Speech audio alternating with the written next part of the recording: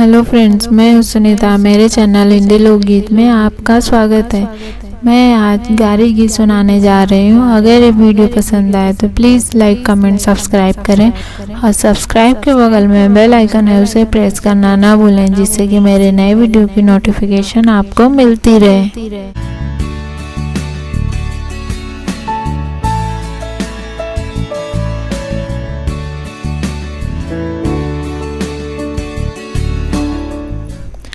अरे आंधी बड़ी खराब आंधी आवेले, अरे आंधी बड़ी खराब आंधी आवेले, अरे आंधी बड़ी खराब आंधी आवेले।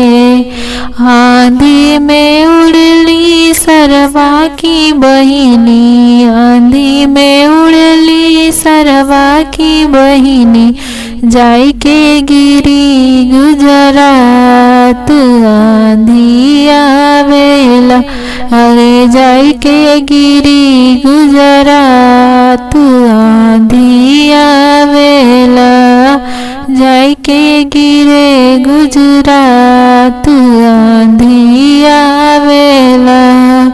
छिनरों के धारे पुलिस दरोगा, छिनरों के धारे पुलिस दरोगा, जब न धरे थानेदार आंधी आवेला, अरे जब न धरे थानेदार आंधी आवेला, अरे आंधी बड़ी खराब आंधी आवेला, अरे आंधी बड़ी खराब आंधी आवेले, अरे आंधी बड़ी खराब आंधी आवेले।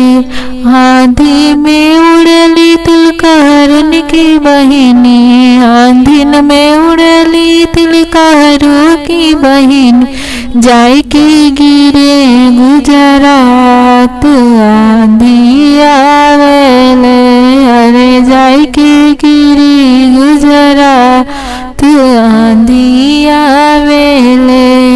छिनरों के धारे पुलिस दरोगा, छिनरों के धारे पुलिस दरोगा, जब न धरे थानेदार आंधी आवेला, अरे जब न धरे थानेदार आंधी आवेला, अरे आंधी बड़ी खराब आंधी आवेला, अरे आंधी बड़ी खराब